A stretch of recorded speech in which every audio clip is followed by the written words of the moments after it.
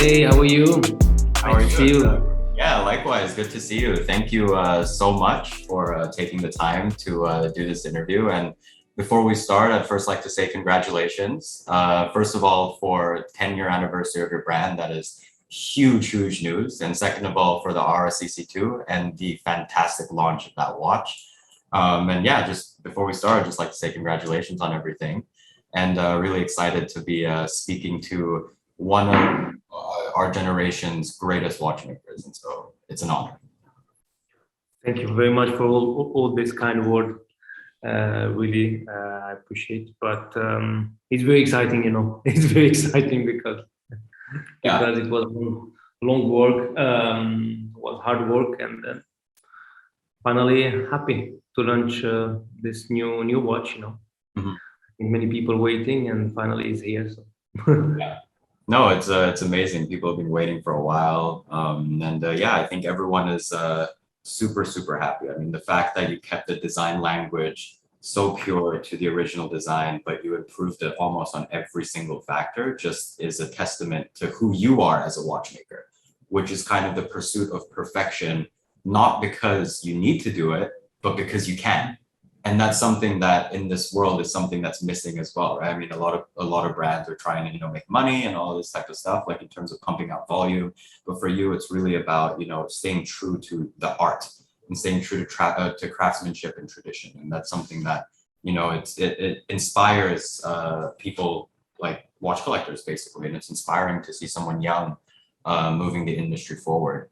Yeah, so just to give everyone some color, like I just want to ask where you are. I know where you are. I mean, I've been to your atelier, but how's everything in Geneva? How are you? How's life?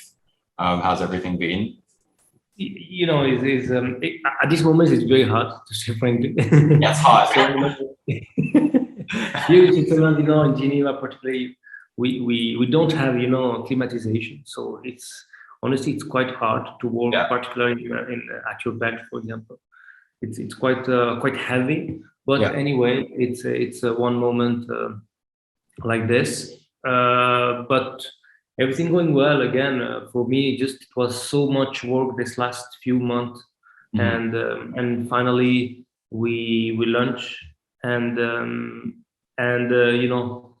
you think about this moment because you say, oh, after the launch you will be a little more relaxed, and finally not really.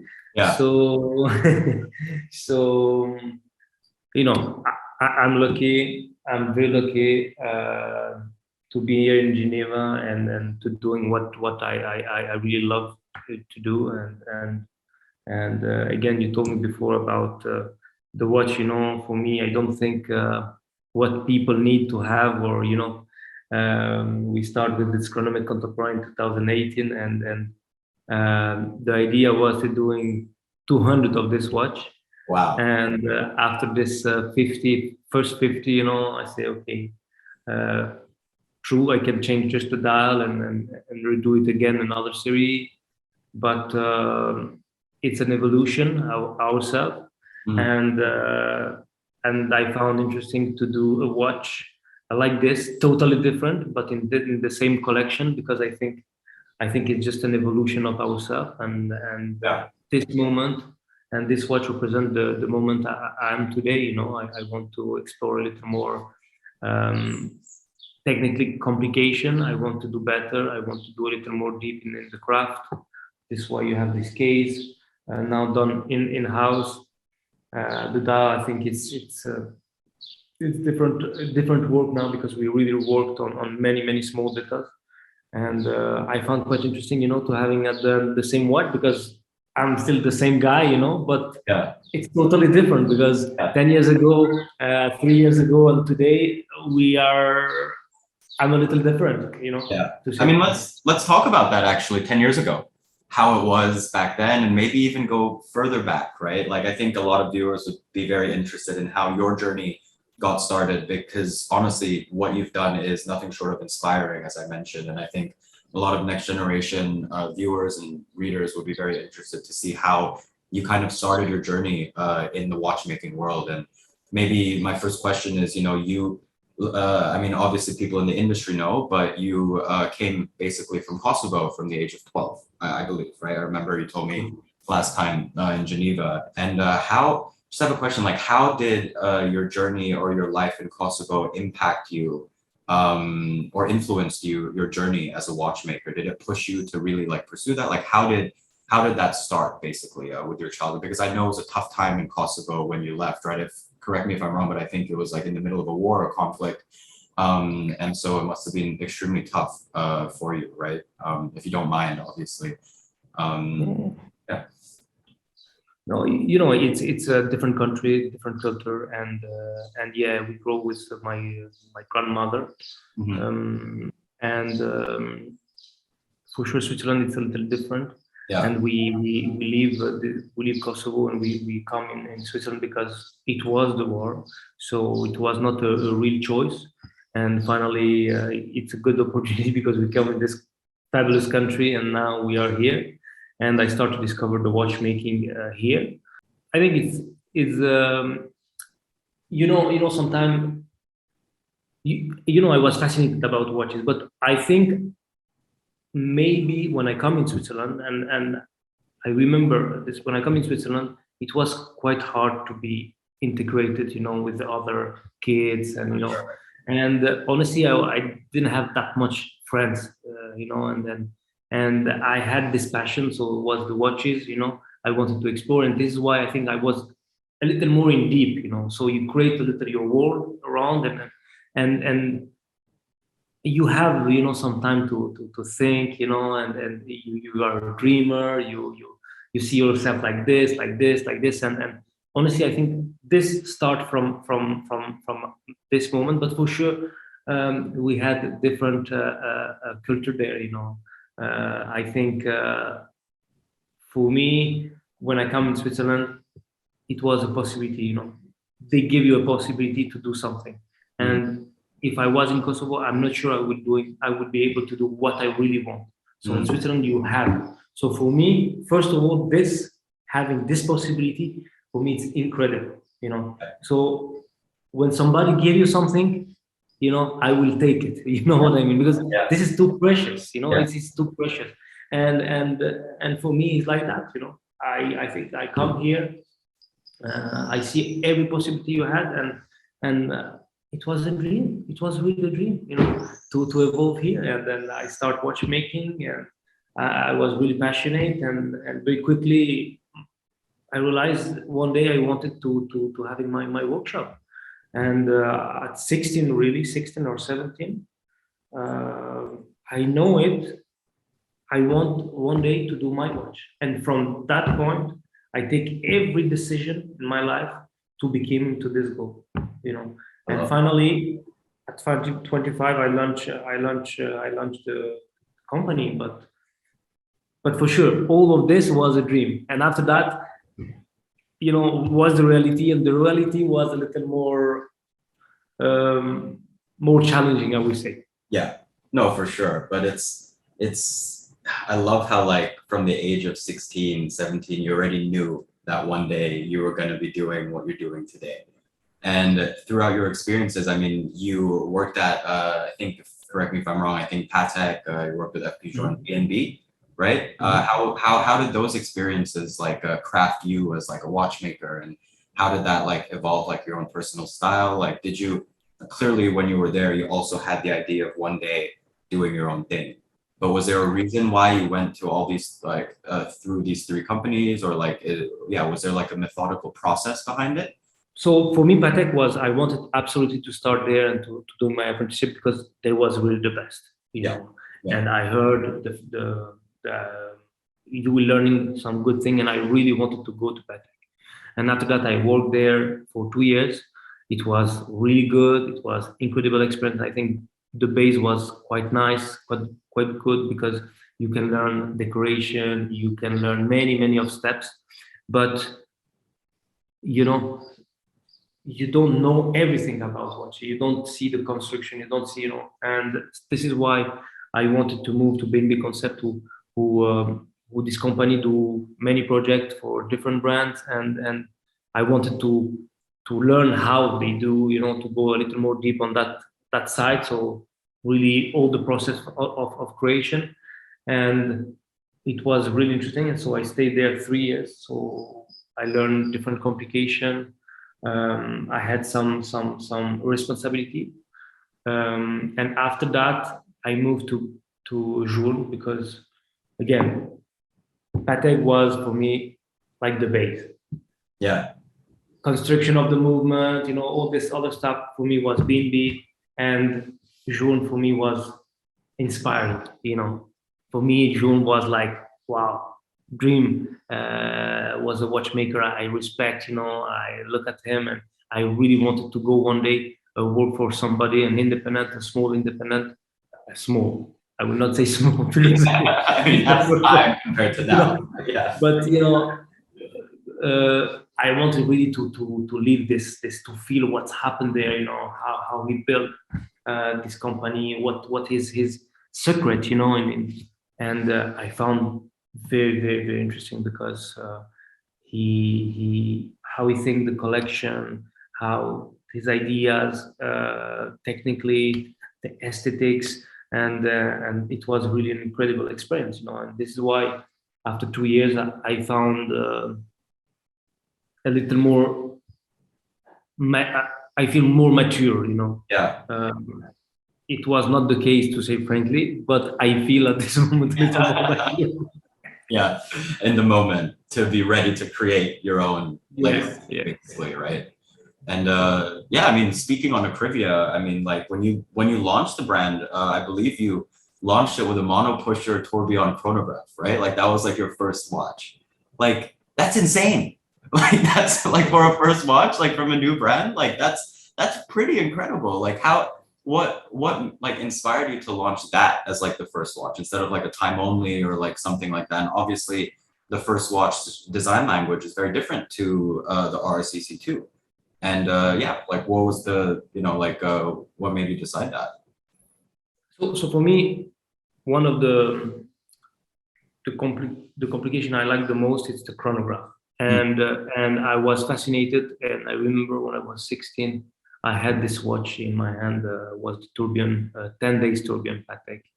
I was really, really, really in love with this watch, And this moment I remember all my life, because this watch made me really taking some decision for my future. And I say, wow, one day I wanted to have my tourbillon, my personal tourbillon. So this is why the chronograph tourbillon for me was the best combination to represent this first project.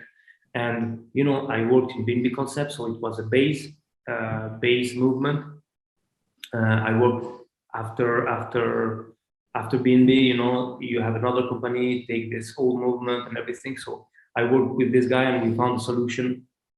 He helped me. He put me at this position, this movement. So we were doing bridges, we were doing some designs. And I found very interesting to start with this product and make sense for me, because I know this product and I rebuilt something. So I say, wow, this is a good project for me, and I start with it. So, at 25, you want to show to people what you are able to do. You have to say to the people, hey guys, I'm able to do something. So yeah. I think it was the good product to showing my skills, but it was not so. I think the message was interesting, but not everybody was sensitive about it, to say frankly. And yeah, and that's actually a perfect segue to what I wanted to talk about next, which is right now when people look at your brand, like everyone's like, wow, like such an incredible success, all this type of stuff, impossible to buy, and all this type of stuff. But I feel like people don't really, at least for a lot of our viewers, they don't realize how tough it is in the beginning when you're establishing a watch brand and the costs that are involved and the stress and all of that. Like for you, what was the moment that kind of where you told yourself like internally, like, okay, I've made it, like as a brand, as like, like what I'm doing is I'm doing the right thing, like kind of type thing. Because I'm sure, like, I mean, any entrepreneur can attest to this. When the beginning of any business, basically there's always moments of like imposter syndrome. They don't know if they're doing the right thing. Like there's always some sort of doubts, basically, if like, oh, if this is going to be a full success or not. Like what was that moment for you, basically, where it shifted? So when I start, it was not an opportunity. I started because I really dreamed for years and years and years to achieve this. Yeah. And honestly, I didn't think will be that complicated, that challenging. Honestly, So I started. I was sure, I will start, and in 6 months, everybody will be like after me, calling me, "Hey, Rexhep, do me some watches." Honestly, I was sure about it, but the reality was totally different. And I started, but after 1 year, 2 year and a half, no sales. Wow. No sales. Nothing. Really? So the first two. Wow. Yeah. So for all this moment, if you are not passionate, I'm sure you will stop. Exactly. But I say to myself every day, I say, look I'm passionate. I'm trying to work hard. I'm trying to be most honest possible. Come on. I'm sure one day, Yes. this will happen, But what was interesting all these 2 years, 2 years and a half, I don't say, okay, I will stop and just finish my project and that's it. All these years I worked on different projects, for the future. Because I was sure one day, but I trying to convince myself. Because if you don't really believe on this kind of moment, I promise you, you just jump from Yeah, exactly. No. But I was sure, I don't know, just believe, because I was passionate, and I think I just wanted to do something good. And when you want to do something good, I'm sure one day you have something. Yeah. And I don't know. I believe all this moment. I believe it. Yeah, that's amazing. That's crazy. I didn't even know that for the first 2.5 years. That's insane. The stress and the emotion, that must have been crazy, right? Like, No, but honestly, and this is I don't know. I would not give advice, but for I think all this moment make you thinking, because you have time to think. You have really time to think, to understand, and honestly, I'm really happy to live this moment, because now today you know better. I would not say you are prepared to having challenges, but you are ready. You are never prepared, but you are ready. You can do it again if you have to. You can do it again. But again, I put all my economies when I started. I put a lot of energy, a lot of work. So I say, even after 2 years and a half, I say, I don't want to lose all this. I don't want to lose. So, yeah. No, that's amazing. No, it's crazy. I love that. It's super, super inspiring. And I guess, like, looking back now, that must make you so proud, right? That basically, like, if you're looking at yourself now versus even just a few years ago, I feel like you wouldn't have seen or thought that it would have been where it is today. And that must make you feel some next level type of proud, right? Which is amazing to see. To say frankly, I don't think that much. You just make watches. No, again, I'm a lucky guy. It was hard, but again, it's not luck, dude. Like, it's like success is literally, I think, like, in my opinion, like 90% preparation, 10% opportunity / luck, right? Yeah. And at the end of the day, it's like, luck is only a tiny portion of success, in my opinion. And like, if you didn't have your conviction, if you didn't have, the skill set, first of all, and if you didn't have the passion that you had since such a young age, you could be given the best opportunity on earth, and you wouldn't have been able to take it to the same level, basically, right? Agree with you. And so, I agree with you. I think for sure, if you don't have the passion and be patient, and I'm agree with you. You cannot. But again, today for me, I just look at all this. I'm happy. Yeah. I don't think that much. I'm just trying to remember this hard time. Yeah. And I just love what I do. Yeah. So I'm able just to live my life today, to live my dream, and like I say before, and now somebody gave me something, so I take this, and I don't want any more to live. You know what I mean? So this is why I appreciate every day I realize how lucky we are, and I'm trying just to now to do different other steps and trying to do something better and something who can continue in years. Oh, it's amazing. And I think another thing that people would be wondering is another question is that so Akrivia, that's the name of your brand.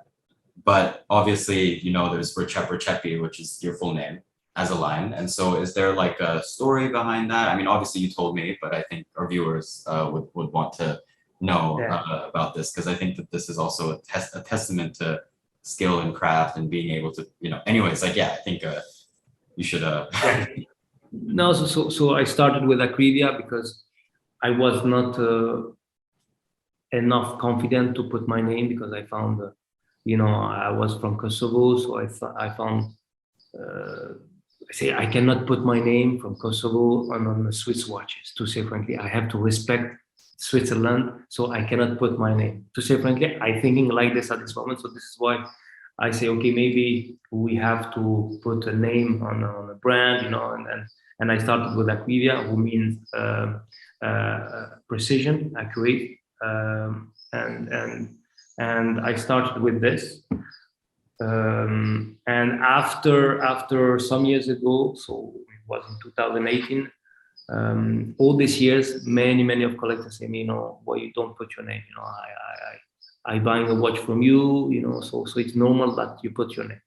And this is why I start to with this line, Rexhep Rexhepi line. Also, I wanted to say to the people, it's not a brand, it's not a big brand. It's a watchmaker, a philosophy, it's personal philosophy. So for me, it was more about communication also. Like this, people can really understand you have a watchmaker behind this brand. And I think it's good now because people understand, but for sure we have just two lines. One is a little more contemporary and one other is more classic. Yeah.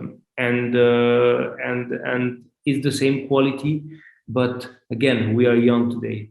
We love classic watches, but we also love contemporary watches. I think then I'm really happy because today I can create different watches. You have more possibility, and I think just it's more cool. You can do it. Sometimes you want to wear sneakers. Sometimes you want to, sometimes you want to some shoes. So I think it's good to have this possibility, and I'm quite happy today to having these two lines.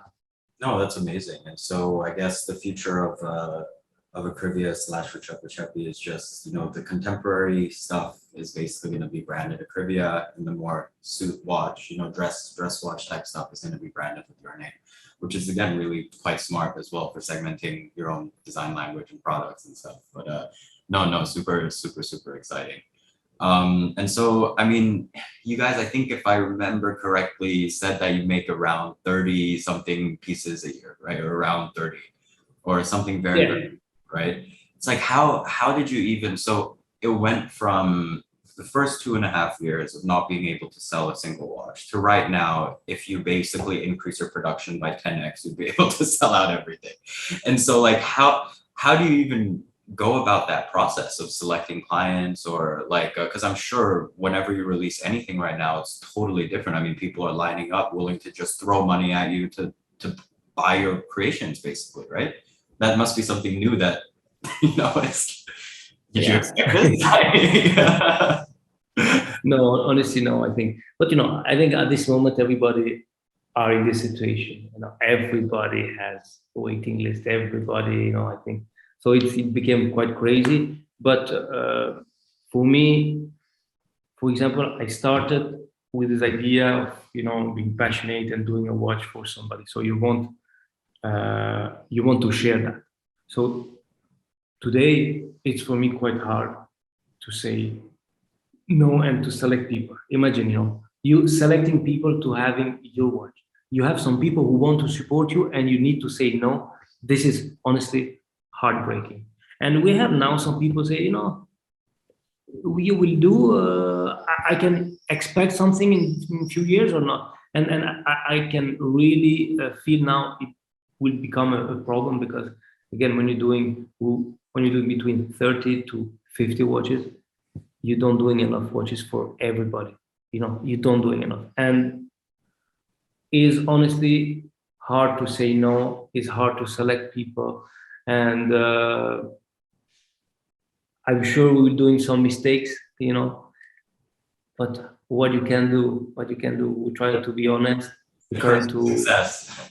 Huh? One of the curses of success, I guess, is not making everyone happy, right? But that's, again, it's a testament to what you do, right? Like, I don't think that, like if you increase production by 10x, the quality wouldn't be what it is, right? And so it's like, it's a give and take type thing, right? I think if I can do a little more with good quality, yes, I will do. Yeah. But at this moment, honestly, I'm not able to do any more.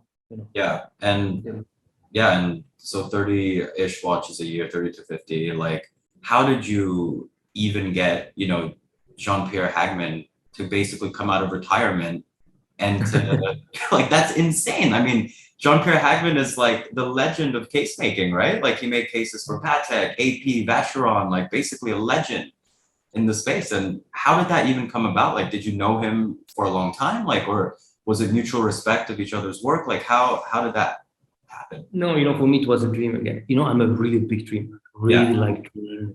But the thing is, I wanted one day to having one case. But you have this dream, but you never really believe. And I was with a friend in 2019, and I spoke with him every time about Jean-Pierre Hagman and say, it will be a dream. And one day he said, I'm sorry, but you spoke about him every time. Why you don't contact him one day? and I said, yeah, it's true. I should just contact him. I contact him one day. I call him and say, I present myself, introduce myself. I say, I wanted to meet you. I wanted to talk about a project. And he said, oh, I will come the next few days. He came. I make a tour, the workshop. I explain his what's my project. And honestly, after 3 hours of discussion, we shake the hand, and we start this adventure. So yes, I realized this last year. At the end, when we look at the watch, even a watchmaker can say this. When we look at the watch, first we look at outside. We look at the dial, the hand, the case, and after that you look at the movement. And with the years, I realized every time was a problem and a challenge for me to know how to do, why you're doing this, why you're doing big round, why you to understand more, to learn more. So this is why I wanted absolutely to go to find somebody who can teach me about case. And Mr. Hagman was the perfect person, And now, since 2019, he's here. He transmits his knowledge. I'm very lucky because what we achieved now, the last 2.5 years, without him would be not possible. So I'm really happy and proud of him, and happy to see today this knowledge is not also gone, because if I'm not going to call Mr. Hagman to go, I think nobody will really care, or I don't know, and then I found quite. I think this is sad. So I'm really happy because today he's here. He trusts me. We are many people around him, and he enjoy. He's 82 years. He enjoy every day is there, So this is the spirit and the soul of watchmaking, and this is what these are the stories that actually like resonate with people emotionally and get them to really love the hobby and this craft, right? But that's insane. 82, and he comes, makes cases like. I say to Mr. Hagman, he said himself, he's not more fast than before, but for me, sometimes you spend some time and he came with a solution. This is crazy. This for me just crazy, and I'm really lucky to having him.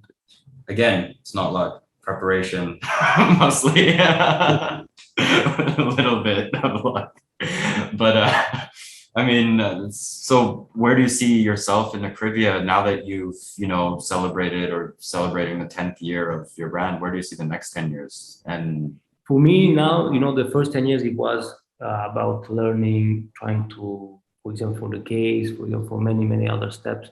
I think we learn, and I think we're preparing the next chapter. And this next chapter, for me, now we have more tools. Think in terms of knowledge, Yeah. I think we will be able to innovate a little more. So the second chapter will be more about innovation. Amazing. I cannot wait. If your first watch was a monopush tourbillon and that was the first watch and the next 10 years is about innovation, I can't wait to see what you have. I guess another, just looking back at, you, the time of being 12, moving to Switzerland, what advice would you give to yourself today? Basically, like if there's any piece of advice, or and not just to give to yourself or to other people that want to start their own thing or have a dream of creating their own brand, like, is there any piece of advice that you would give to them? I think the most important is really to believe in, to be passionate. If you want something, it's possible. It's really possible. For sure, it's some work. Yeah. But this is normal. But honestly, for me, I take the best choice in my life, because one day I wanted to be independent, and I think this is the only advice I can say to everybody. Just do what you want to do, just do what you want to do. But for sure, nothing is easy, it's life, you have to work for sure. Sometimes will be a little more fast, sometimes will be a little more slowly, but honestly, just do what you want, and everything is possible. Everything is possible. But for me, the passion and the discipline is really the most important. Amazing. And I guess a good way to wrap up is to ask you something completely not related to watchmaking, but do you have any other hobbies or other things that excite you other than watchmaking in your free time? Besides that, I have no life. No. Just too busy innovating. I mean, even during this interview, you're wearing a loop, right? Like you were probably before the interview making a watch, and then right after this ends, you're probably gonna go back to the bench and continue, right? Honestly, this my life today. This is really part of my life. It's you wake up and you think about watches, but for sure I still doing some sport. So I do boxing. So I like boxing. I like walking. I like the architecture. I like museum art. I'm quite open. Because this is really inspiring. But the thing I'm doing most, I'm trying just to doing some sport outside of my watchmaking days. So I'm trying to be now 3 times per week to doing minimum sport, and when I can, walking a little, and if possible to seeing some art is every time a pleasure. It's everything is inspiring. Inspiration, yeah. I was in Japan for some days. It was really incredible. Yeah. Because you are outside of your world. You're outside of you're seeing different things, and this brings you many ideas, and this is really good. So I'm trying to be the most open possible. Sometimes to walk with the head on the sky, and not just be. No, it's incredible. I can't wait. Once we get rid of, I know it's crazy that we still have quarantine, but once quarantine ends, if you ever come down to Hong Kong, I'd love to, show. With pleasure. I was one time. When was that? 2019. Oh wow. Okay, so before COVID, and that was a crazy year. But I'm sure the next time we'll have a lot of fun in Hong Kong. Thank you so much for your time, and it was a real pleasure. Thank you very much, and hope I see you very soon here. Yeah, I'm sure. I'm trying to see if I can come for Geneva Watch Days, but it's just, dude, this quarantine is just crazy. Like 1 week. You have to find a place in Geneva. I know. I need to relocate there basically, so I can be closer to you guys. But yeah, no, I thank you again. Like, I don't even think I introduced you. Like in the beginning, I just said hey. But anyways, thank you so much, Rexhep Rexhepi, founder, creative director, owner of Akrivia, one of the hottest brands in the independent world right now. Celebrating their 10th year anniversary with much deserved success and much deserved recognition. And so I really do believe it is just the beginning for you guys, and that you have a wonderful future ahead of you guys. So again, thank you so much for taking the time.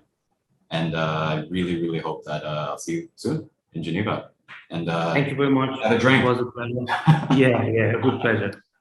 Take care of you, and it was a pleasure also. I'm really sorry. I'm trying to do my best with the English. Oh no, But dude, like your English is great. It's amazing. Like if anything, I should be learning French, like trying to do this in the future. But yeah, no, it's been incredible. I learned a lot about the personal journey, and I'm sure our viewers would really appreciate this as well. So again, thank you.